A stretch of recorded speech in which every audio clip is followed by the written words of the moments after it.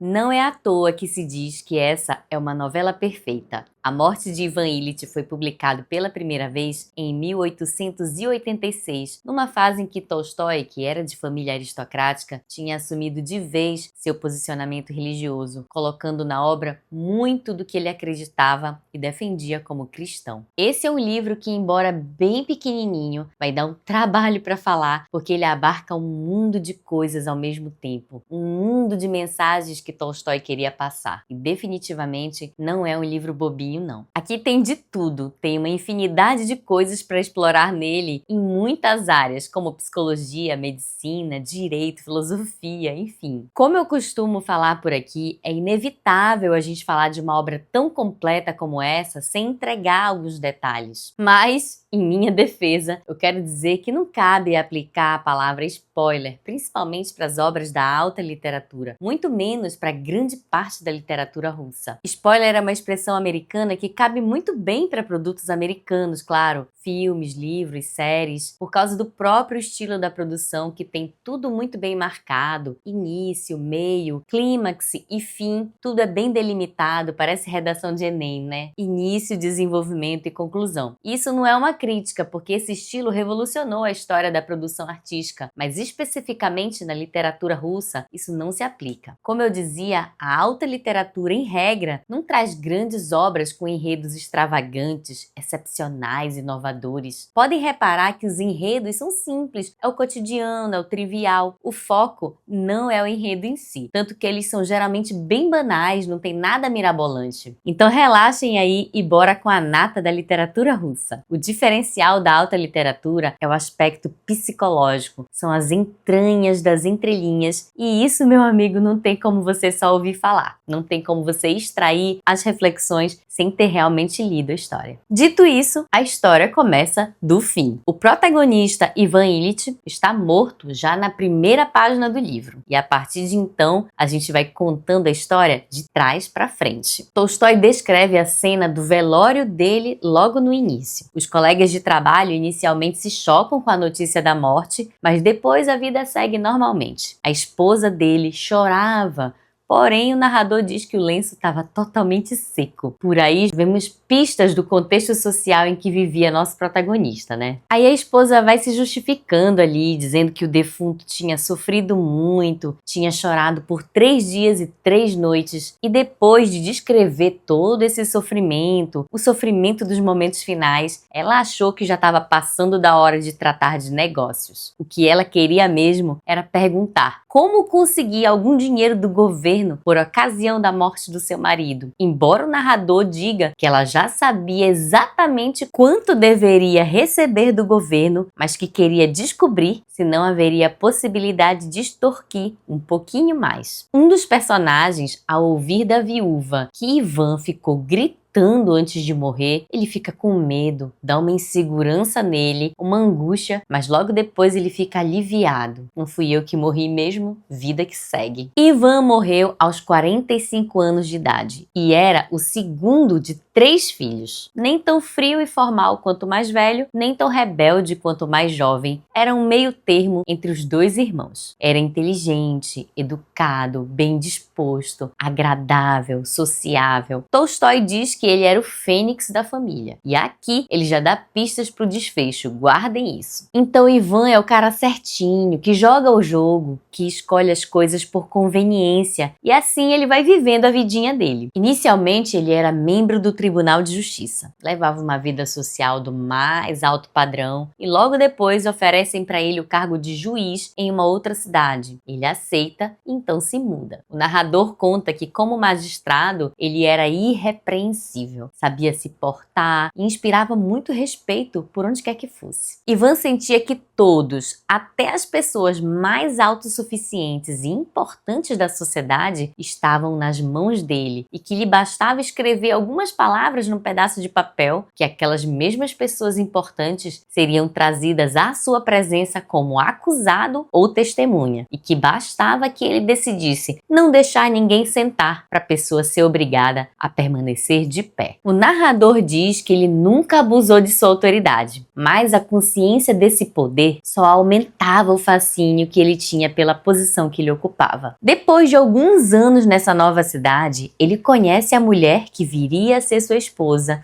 a garota mais fascinante, inteligente e espirituosa do seu círculo, Praskovia. Praskovia era de boa família, tinha algumas posses, era doce e não era nada feia. Ela se apaixona por ele, mas ele não. Ele não tinha intenção nenhuma de se casar, mas quando ele viu que ela estava apaixonada, ele se pergunta, e por que não? Aí ela engravida, tem toda aquela questão emocional da gravidez e hormonal, e Ivan começa a se sentir pressionado, sufocado. Praskovia começa a ficar ciumenta, exigente, e Ivan, que já não gostava tanto dela, vai se desgostando mais ainda. E como manter as aparências naquele meio social era importante, mesmo distante emocionalmente, ele só canalizava essa frustração de ter casado pro trabalho. Quanto mais ele pensava sobre o casamento dele, mais ele canalizava a energia pro trabalho. Na verdade, todos os personagens apresentados aqui têm uma certa dificuldade de lidar com o que os incomoda. Eles têm medo de encarar os problemas e simplesmente vão ignorando as coisas. Com tanta dedicação, depois de 3 anos, ele acaba sendo promovido a promotor público assistente. As novas funções, a possibilidade de indiciar e condenar quem quer que fosse, o sucesso em tudo que ele fazia no trabalho só fazia aumentar o encanto dele. Porém, ele teve mais filhos, o relacionamento dele com a mulher foi se desgastando mais e mais, enfim. Não vou falar mais disso porque vocês vão ler ou reler. Mas fato é que é bem nítida a divisão da vida profissional e pessoal dele. Novamente, o narrador faz questão de frisar que aquela sensação de Ivan, aquele sentimento dele de ser capaz de destruir quem ele quisesse, o fato de ele ser bem-sucedido profissionalmente e a habilidade dele na resolução dos casos, da qual inclusive ele tinha plena consciência, isso deixava Ivan plenamente satisfeito. De modo que, no geral, ele achava que ainda assim a vida era agradável e estava dentro das conveniências sociais. Ivan agia sempre com muita distância emocional das pessoas e das coisas. Ele era frio, calculista, era completamente indiferente mesmo. Nisso o tempo vai passando, ele vai sendo promovido. Interessante é que, pelo menos para mim, Tolstói deixa implícito que finalmente, quando parece que Ivan e a mulher começam a se entender melhor e ele começa a ter uma relação melhor com os filhos depois de uns 17 anos de casamento, quando a vida parece querer entrar nos eixos em todos os aspectos, na hora que ele começa a se envolver mais nas atividades da casa, é aí que ele sofre um pequeno acidente, insignificante aparentemente. Aí ele se bate todo, mas inicialmente ele se gaba pelo reflexo que ele teve e não ter se machucado tanto e segue a vida. Só que as dores começam a piorar. Ivan começa a ter muito mal-estar, começou a ficar extremamente irritadiço. A partir desse acidente, Ivan desenvolve uma doença que vai evoluir de forma bem desfavorável. O livro não deixa claro qual é a doença, mas pela descrição do padrão de dor e da própria evolução do quadro, parece ser algo oncológico. Um ponto muito legal de perceber também é quando ele recebe atendimento. Apesar da total importância social que ele tinha, ele sente a indiferença do médico quando pergunta se o caso era sério ou não. O médico simplesmente ignorou a pergunta porque era um detalhe que, do ponto de vista médico, não merecia ser levado em consideração. Não era uma questão de viver ou de morrer. Do ponto de vista médico, era necessário diagnosticar se era rim ou se era apêndice. Ivan conclui que realmente as coisas não estavam a favor dele e ele fica estarrecido quando quando se dá conta que o diagnóstico, a doença dele, não faria a menor diferença para o médico e para todas as outras pessoas, enquanto que para ele aquilo era horrível. E essa conclusão, ao mesmo tempo que foi extremamente dolorosa para ele, despertou um sentimento de amargura e de autopiedade, porque ninguém, nem o médico, não se importava com uma questão tão importante dessa. E de repente, a consciência dele se clareia quando ele percebe que tudo isso era exatamente o que ele fazia ao lidar com as pessoas no tribunal. Não é que o médico não se importava com ele, era simplesmente porque ele estava pensando de forma extremamente técnica, profissional, distante, assim como o próprio Ivan fazia trabalhando ali naqueles montes de papéis no trabalho. Quando ele pergunta se os sintomas são graves e o médico responde de forma severa que já tinha dito tudo o que julgava necessário dizer, que era preciso esperar os exames e indica a porta para ele se retirar, Ivan então se lembra que a atitude do médico era exatamente como ele mesmo agia no tribunal. No trabalho ele dizia: pedimos ao réu que se atenha a responder o que lhe foi perguntado, ou serei obrigado a fazer com que o retirem de sala. Ele tenta se conformar, tenta pensar positivo, tenta negar a própria dor dizendo que está melhorando, mas a dor continua ali. E ele vai se consultar com outro médico e o novo médico tem uma outra linha de raciocínio, dá um outro diagnóstico. Aí Ivan vai ficando mais preocupado, mais confuso, mais irritado, ao ponto de a mulher dele pensar que ele estava doente por causa dessa chatice dele, de ficar reclamando, de ficar trocando de médico e de não fazer o que os médicos recomendavam. A verdade é que ninguém mais estava dando bola para isso, nem a esposa, nem os filhos, nem os colegas de trabalho. Agora parece que o jogo vai virar. Se vendo doente, sem saber o que ele tinha, se era grave, se ia morrer daquilo ou não, totalmente angustiado, Ivan parece que começa a provar um pouquinho de tudo que ele era para as pessoas, indiferente. Nessa situação de completa vulnerabilidade, aquele homem forte, respeitável, invejável, começa a experimentar do próprio fel. Ele, que sempre agia com extrema frieza e indiferença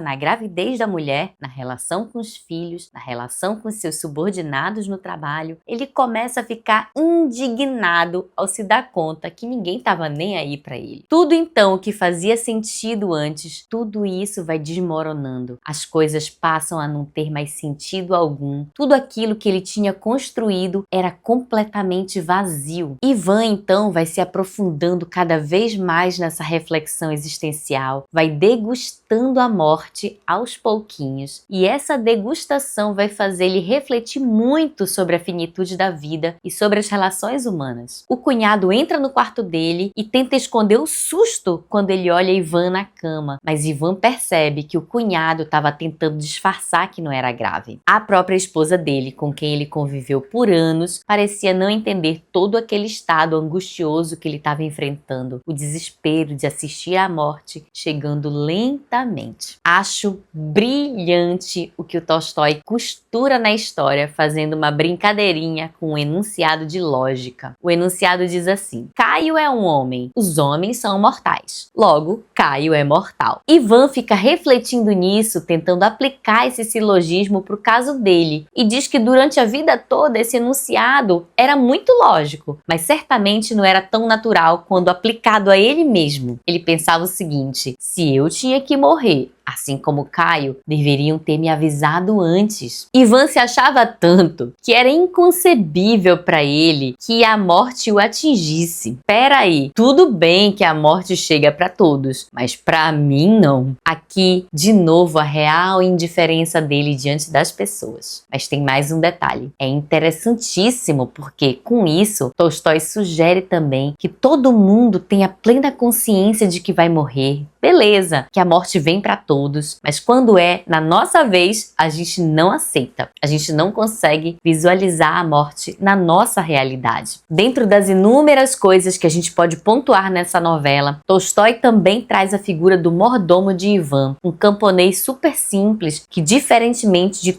todas as outras pessoas, é o único que não finge. O mordomo sabe a situação real de Ivan e qual vai ser o desfecho em breve, mas ele permanece ali, do lado dele, cuidando do patrão com muita atenção. E ali, Ivan até se abre para ele e percebe que o mordomo, embora pessoa muito simples, que não sabia nem falar as palavras corretamente, é a única pessoa com quem ele pôde contar para aliviar sua angústia. Era a única pessoa com quem Ivan poderia ser ele mesmo. Toda aquela vida que ele teve não tinha fundamento, não tinha base sólida. Tudo aquilo desmoronou, tudo aquilo faliu e sumiu feito pó. Eu tenho a impressão de que Ivan chorou tanto 3 dias e 3 noites, não somente pela dor física, mas pela dor da consciência, da dor da perda de tempo, da dor pelo modo que ele viveu a vida. A mitologia diz que as lágrimas da Fênix são capazes de curar qualquer doença. E eu me pergunto se as lágrimas de Ivan conseguiram, enfim, curar também esse ciclo frio e seco com que ele viveu a vida. Esse livro não é somente uma crítica ferrenha de Tolstói à sociedade burguesa da época, vazia, que não se envolvia emocionalmente, de verdade, com ninguém. É uma crítica geral a todas as relações, que, embora diárias, íntimas, são somente formais, foram construídas apenas pela conveniência, não tinham raiz, não tinham profundeza. Além disso, uma profunda reflexão sobre a finitude da vida e sobre o que se faz nela, o que se constrói e o que também não se faz nela, que pode gerar dor maior do que a própria morte. A sensação de não se ter mais tempo, o despertar para a vida quando não se pode mais vivê-la, é a dor pior que o homem pode sentir. Coisa de gênio, gente. Se eu fosse vocês, colocava na lista de leitura. Não esqueçam de curtir e até o próximo vídeo.